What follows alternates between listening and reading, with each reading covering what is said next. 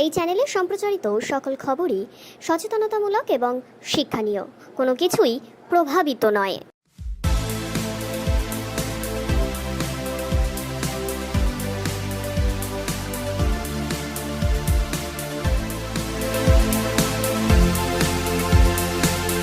আরজিকর কাণ্ডের case diary জমা পড়ল কলকাতা হাইকোর্টে।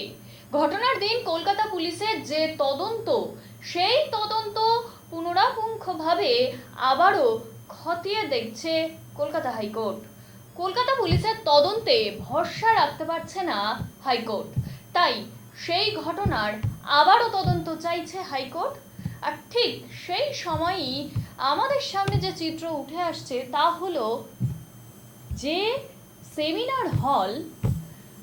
সেমিনার হলে এই ঘটনা ঘটেছে, সেই সেমিনার হল এবং তার পাশের ঘর কিন্তু ভাঙা হচ্ছে এবং এমন দাবি উঠছে সেই সেমিনার হল এবং তার পাশের ঘর বা দেওয়াল ভাঙা হচ্ছে তা কিন্তু পুলিশের নজরদারিতেই। কোথাও না কোথাও গিয়ে তাহলে কি তদন্তে কোনো খামতি ছিল বা প্রমাণ লোপাটের কোনো চেষ্টা চলছে, সে নিয়েও কিন্তু উঠছে একাধিক প্রশ্ন। যত দিন যাচ্ছে প্রশ্নের পাহাড় তৈরি হচ্ছে, আশঙ্কা যেন তত বাড়ছে।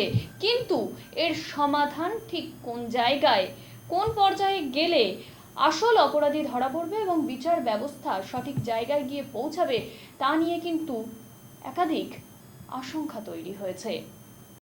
পর তাকে খুন করা হলো, মেডিকেল রিপোর্টে যেগুলো আসছে তার যে মেডিকেল রিপোর্টে বোঝা যাচ্ছে যে একজন ব্যক্তি দ্বারা এই অপরাধ সংঘটিত হয়নি, এর পিছনে আরও অনেকের কিছু ভাগ রয়েছে।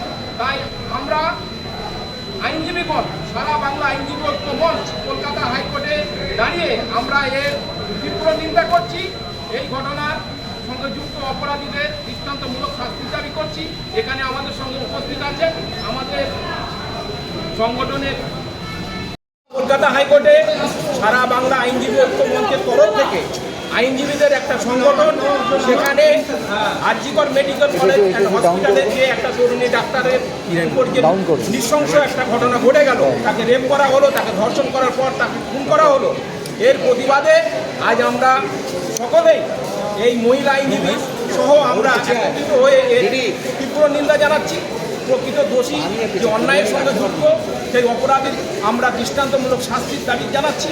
এবং কলকাতা হাইকোর্টে এখনো জনস্বার্থের মামলা হচ্ছিল মাননীয় প্রধান বিচারপতি ডিভিশন বেঞ্চে, সেখানেও একটা রায় আমরা আশা করছি যে একটা সঠিক নির্দেশ আসবে। তাই আমরা এই ঘটনার নিন্দা জানাবার জন্যই আমরা এখানে সমবেত। হাবিবুর রহমান, সারা বাংলা আইনজীবী ঐক্য মঞ্চের কলকাতা হাইকোর্টের।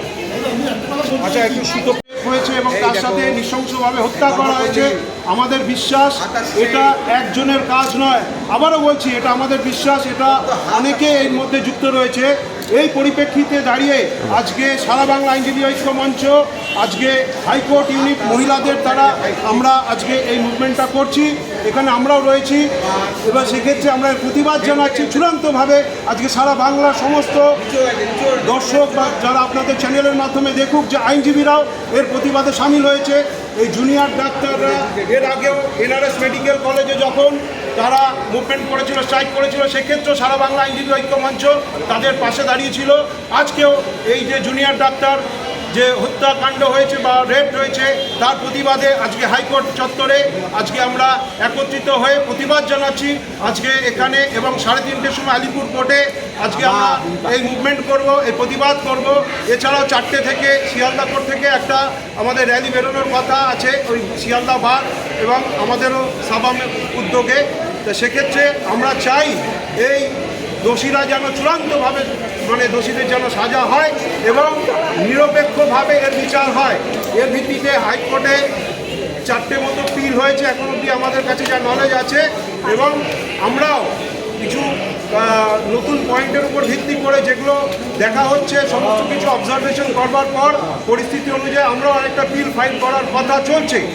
কারণ আমরা এটা চাই যে সারা পশ্চিমবঙ্গ জুড়ে যেভাবে করে আইনজীবীরা বিভিন্ন জায়গায় আক্রান্ত হচ্ছে, শুধু আইনজীবী এবং ডাক্তাররাও যেভাবে করে আক্রান্ত হচ্ছে বা আজকে ডাক্তারদের সাথে সাধারণ মানুষের যেভাবে আক্রান্ত হচ্ছে, তার পরিপ্রেক্ষিতে দাঁড়িয়ে সার্বিকভাবে সমাজে একটা সোচ্চার প্রতিবাদ গড়ে উঠুক এই মুভমেন্টের মধ্যে দিয়ে আজকে আইনজীবীরা হাইকোর্টের এই মুভমেন্টটা আমরা করছি এবং সারা বাংলার সমস্ত দর্শকরা জানুক যে আইনজীবীরা যে কোনো ঘটনায় গর্জে ওঠে, যে কোনো সামাজিক অস্থিরতায় গর্জে ওঠে, যে কোনো এই ধরনের নৃশংস অন্যায় বা হত্যাকাণ্ডের প্রতিবাদে গর্জে ওঠে।